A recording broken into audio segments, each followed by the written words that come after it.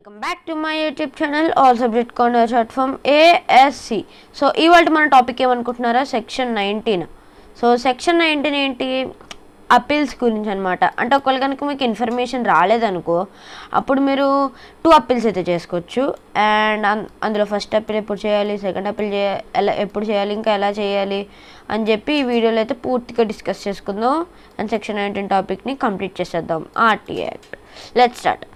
Section 19 of the RTA Act, Right to Information Act 2005 deals with the appeal process. అంటే ఈ RTA Act section 19 ఏదైతే ఉందో అది అనేది అప్పీల్స్ గురించి అయితే డీల్ చేస్తుంది. వెన్ ఎ పర్సన్, ఎప్పుడైతే ఒక పర్సన్ ఈజ్ నాట్ సాటిస్ఫైడ్ అంటే with response received from A public information officer, అంటే పిఐఓ ఏదైతే మెసేజ్ అంటే రిప్లై ఇస్తాడో దాంతో సాటిస్ఫై అవ్వలేదనుకో, లేదంటే నో రెస్పాన్స్ ఇస్ రిసీవ్డ్ అంటే అసలు ఆ రెస్పాన్సే రాలేదనుకో, అప్పుడు this section provides A 2-tier appeal mechanism. అంటే ఈ సెక్షన్ అనేది మనకి ఏంటి, సెక్షన్ 19 అనేది 2 అప్పీల్స్ పెట్టుకోవడానికి మనకైతే ఒక రైట్ని అయితే ఇస్తుంది. Section 19 of RTA act appeal. Okay, ఇప్పుడు ఇందులో సబ్సెక్షన్ 1 ఏం చెప్తుంది మనకి, ఫస్ట్ అప్పీల్ ఎలా పెట్టుకోవాలని చూపుతుంది. Okay, nice. Any person who does not receive a decision with in the time specified in subsection 1. అంటే ఎనీ పర్సన్ అంటే ఎవరైనా, హూ అంటే ఎవరు, does not receive a decision అంటే డెసిషన్ని రిసీవ్ చేయలేకపోతే, అంటే does not receive a decision అంటే ఎవరికైతే ఆ రిప్లై రాలేదో వాళ్ళు with in the time specified in subsection 1 అంటే సబ్సెక్షన్ 1లో స్పెసిఫై చేసిన టైంలో కనుక రాలేదంటే, లేదంటే క్లాజ్ ఏలో ఆఫ్ సబ్సెక్షన్ 3 ఆఫ్ సెక్షన్ 7 అంటే సెక్షన్ 7లో సబ్సెక్షన్ 1 అలా, లేదంటే సెక్షన్ 3 ఆఫ్ సెక్షన్ 3 క్లాజ్ ఏలో మెన్షన్ చేసినట్టుగా టైం స్పెసిఫైడ్లో రాలేదనుకో, or is aggrieved by a decision, లేదంటే ఆ డెసిజన్ని వాళ్ళు ఆపేశారు అనుకోండి, అప్పుడు of the central public information officer అంటే CPIO or the state public information SPIO may within 30 days అంటే 30 days లోపల ఎక్స్పైరీ ఆఫ్ సచ్ పీరియడ్ అంటే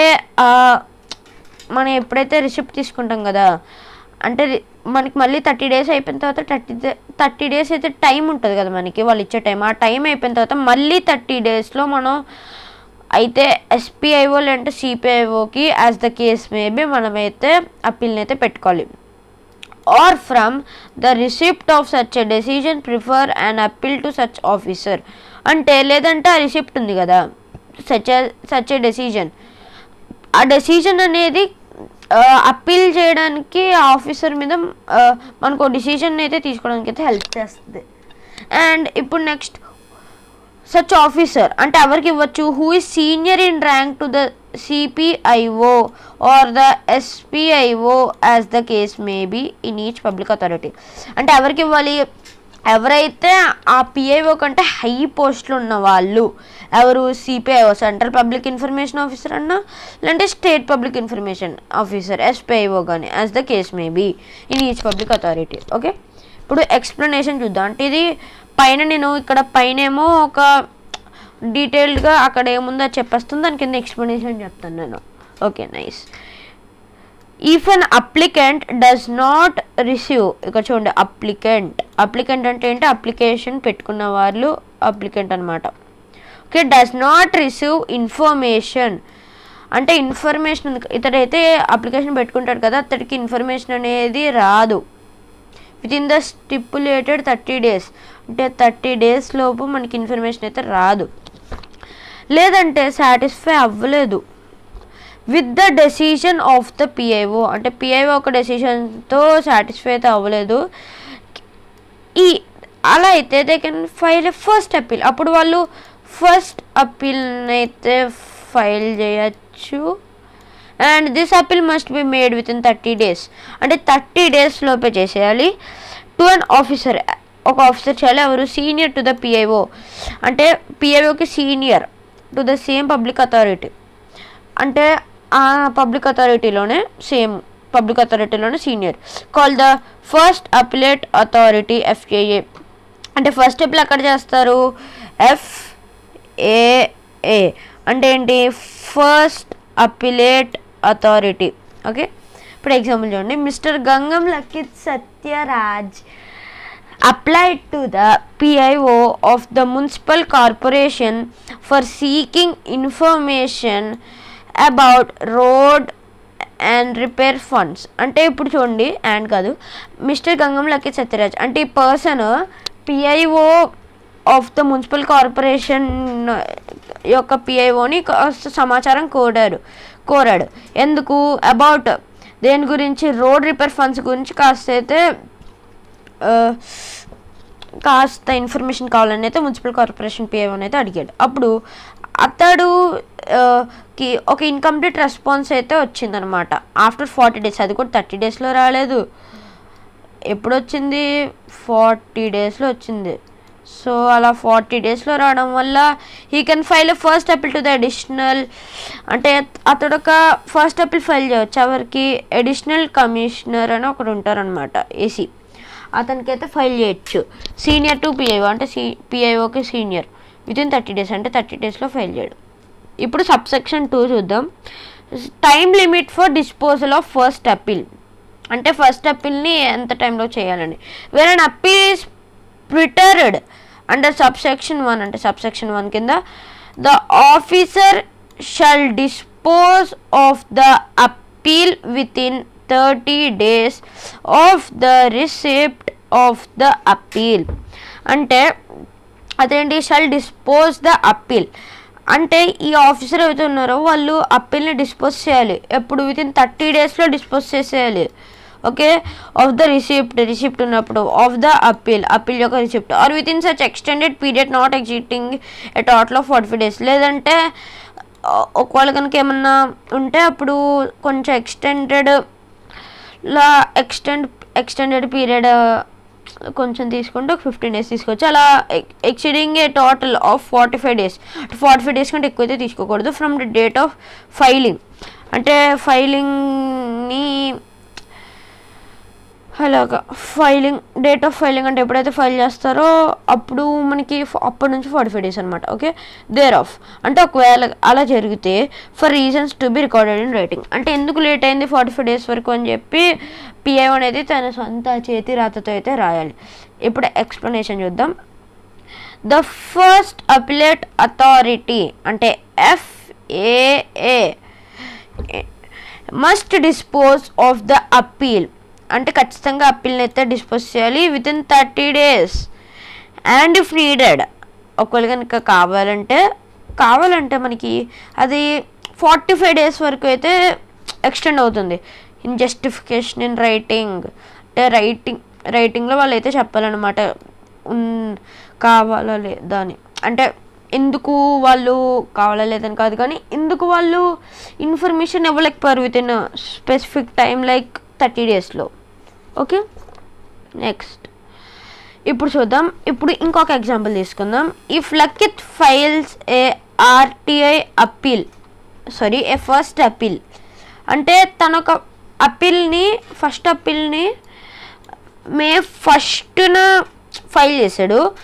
the FAA must decide by June 1st అంటే అది ఖచ్చితంగా June 1st లోపు చేయాలి, ఎందుకంటే 30 days కాబట్టి. Are extended to June 16th లేదంటే June 16th వరకు అయితే ఎక్స్టెండ్ చేయాలి, ఎందుకంటే మిగతా 15 days కాబట్టి 45 days టోటల్.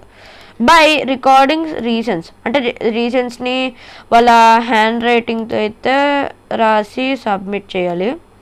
ఇప్పుడు సబ్సెక్షన్ 3 సెకండ్ అప్పీల్. ఇప్పుడు సెకండ్ అప్పీల్ ఎలా చేయాలో చూద్దామా. Okay, nice. A second appeal against the decision under subsection 1 shall lie within 90 days అంటే ఒకవేళ కనుక మనకి సబ్సెక్షన్ 1లో చెప్పినట్టు కనుక మనం ఫస్ట్ అపీల్ చేస్తాం కదా, ఫస్ట్ అపీల్ చేసినప్పుడు అది కనుక డినై అయిందనుకో అప్పుడు మనం సెకండ్ అప్పీల్కి వెళ్ళడానికి ఛాన్స్ అయితే ఉంటుంది. అండ్ ఇది అనేది మనకి లాస్ట్ అనమాట. అండ్ ఇదనేది ప్లస్ మనకి 90 డేస్లో అయితే మనం అయితే చేయాలి. బట్ ఫస్ట్ అప్పీల్కి మనం 30 డేసే చేసాం, 30 డేస్లోనే చేయాలి. బట్ ఈ సెకండ్ అప్పీల్కి మాత్రం 90 డేస్లో వెళ్ళచ్చు అనమాట. From the date on which the decision should have been made or was actually received. From the decision should have been made అంటే డెసిషన్ తీసుకున్నప్పటి నుంచి, లేదంటే ఎప్పుడైతే వాళ్ళైతే రిసీవ్ చేసుకుంటారు కదా అలాగా ఇవ్వలేము అని చెప్పి అలాగే ఇన్కంప్లీట్ అలాంటి. విత్ ద అంటే ఏంటి, సెంట్రల్ ఇన్ఫర్మేషన్ కమిషన్ సిఐసి అంటే సెంట్రల్ ఇన్ఫర్మేషన్ కమిషన్తో అన్నా లేదంటే స్టేట్ ఇన్ఫర్మేషన్ కమిషన్తో అన్నా SIC as the case maybe వాళ్ళైతే సెకండ్ అప్పీల్ అయితే చేయాలి. ఓకే నెక్స్ట్, ఇప్పుడు if not satisfied with the first అప్లెట్ authorities response అంటే ఒకవేళ కనుక ఇప్పుడు ఎక్స్ప్లెనేషన్, ఇప్పుడు ఒకవేళ కనుక మనం ఫస్ట్ అప్లెట్ అథారిటీ యొక్క రెస్పాన్స్తో మనం సాటిస్ఫై అవ్వకపోయినా or no response is received అంటే అసలు రెస్పాన్స్ రాకపోయినా విత్ ఇన్ ద పీరియడ్ అంటే ఒక స్పెసిఫిక్ టైం ఉంది కదా 30 డేస్ లేదంటే 45 డేస్ ఆ టైంలోకి రాకపోయినా the applicant can file a second appeal to the CSC or SIC as the case maybe. అంటే ఈ అప్లికెంట్ ఉన్నారు కదా, అప్లికెంట్ అనే అతను ఎవరైతే ఇప్పుడు అప్లికెంట్ ఉన్నారు కదా అతను సెకండ్ అప్పీల్ని ఫైల్ చేయొచ్చు to the CSC central information commission or SSC state information commission. It must be filed within 90 days. ఇది అనేది మనం ఖచ్చితంగా 90 డేస్లో అయితే సబ్మిట్ చేయాలి మనం, అంటే ఫైల్ చేయాలి ఆఫ్ ద డెసిషన్ ముందు or from the date when the decision was due, లేదంటే డెసిషన్ వాజ్ డ్యూ అంటే ఎప్పుడు తీసుకున్నారో అప్పటి నుంచి 90 డేస్.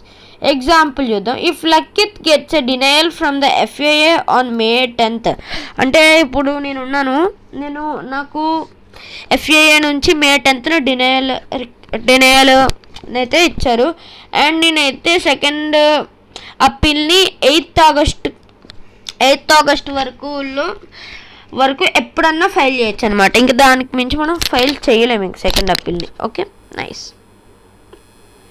ఇప్పుడు next subsection 4 hearing the parties. If the decision of the Central Public Information Officer or State Public Information Officer against which an appeal is preferred relates to information of a third party అంటే the decision of the Central Public Information Officer అంటే CPIO or the State Public Information అంటే SPIO against which an appeal is preferred అంటే వీళ్ళు ఏం చేస్తారంటే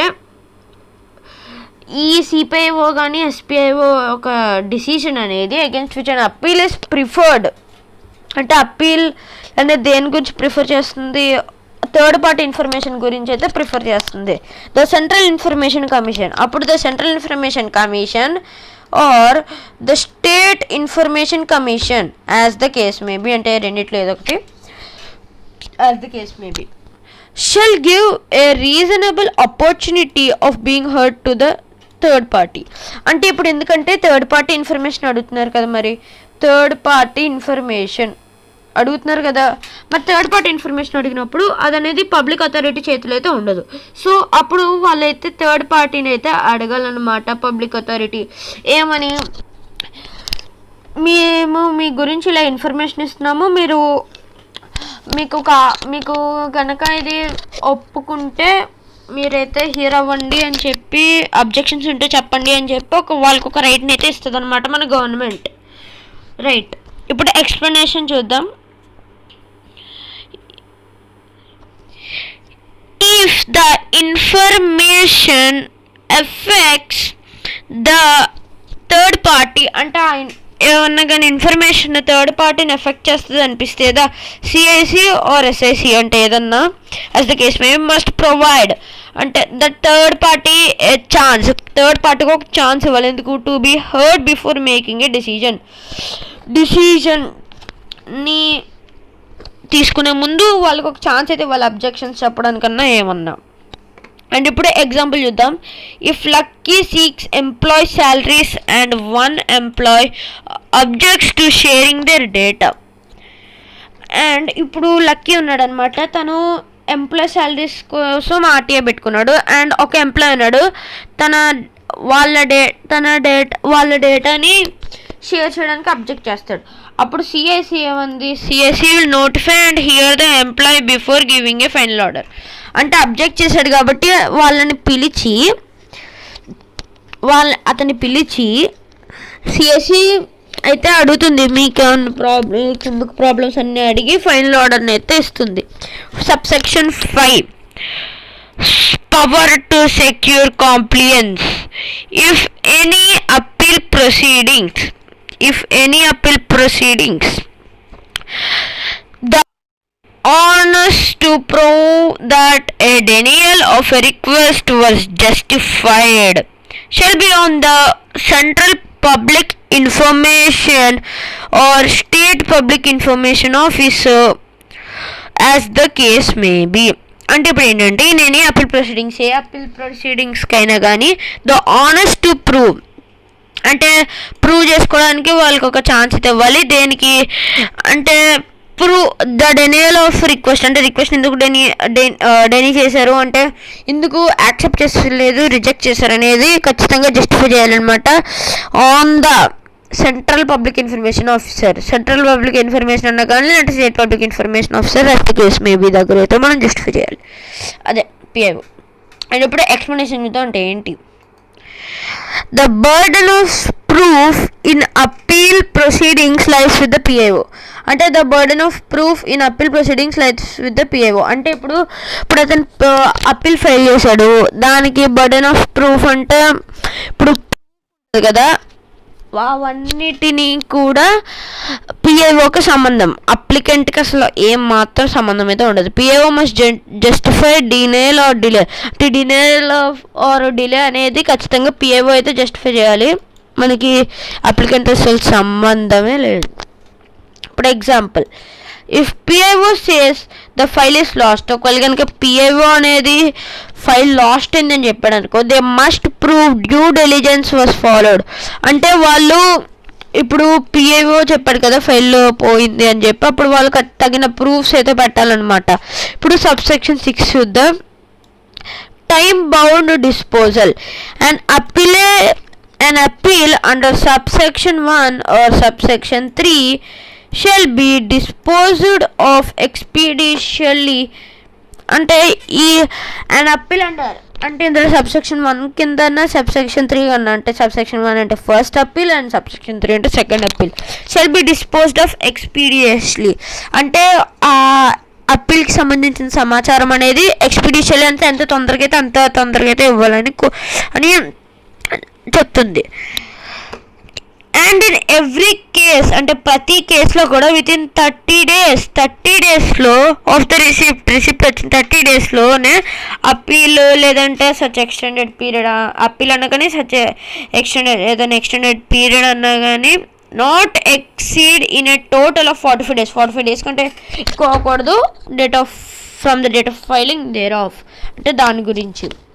okay, next explanation. Reaffirms time bound disposal of appeals 30 to 45 days. అంటే time bound అంటే appeals యొక్క disposal time bound ఎంత 30 to 45 days. అండ్ ఇప్పుడు subsection 7 penalty and recommendations. The decision of the Central Information Commission CIC or State Information Commission SIC as the case may be shall be binding. అంటే decision of the central information commission అంటే central information commission యొక్క లేదంటే state information commission యొక్క decisions అనేవి as the case maybe shall be binding. అంటే వాటిని అనేది as the case maybe అంటే స్టేట్ ఇన్ఫర్మేషన్ కమిషన్ అన్న సెంట్రల్ ఇన్ఫర్మేషన్ కమిషన్ అన్న షెల్ బి బైండింగ్. అంటే షెల్ బి బైండింగ్ అంటే బైండింగ్తో అయితే ఉండాలన్నమాట. ఎక్స్ప్లెనేషన్ ఏంటో చూద్దాం. ద సిఐసి అంటే సిఐసి లేదంటే SIC decision is binding on the public authority. అంటే సిఐసి డెసిషన్ అన్నా కానీ సిసి డెసిషన్ అన్నా కానీ పబ్లిక్ అథారిటీ మీద ఆధారపడైతే పబ్లిక్ అథారిటీ మీద అయితే బైండింగ్తో అయితే ఉంటుంది. ఇఫ్ నాట్ ఫాలోడ్, ఒకవేళ కనుక ఫాలో చేయలేదు అనుకోండి ఆ రూల్స్ని, penalties under section 20 can apply. అంటే సెక్షన్ 20 నేను ఒక వీడియో చేశాను సపరేట్గా, దాని లింక్ అనేది డిస్క్రిప్షన్లో అయితే ఉంటుంది, వెళ్ళి చూడండి. అందులో పెనాల్టీస్, దాని ప్రకారంగా ఉన్న పెనాల్టీస్ని నేనైతే వాళ్ళైతే విధిస్తారనమాట. అండ్ ఇదే గైస్, సో ఇవాళ video the end. So if you like this video please like, share and subscribe. Bye bye. For more content, subscribe to my channel.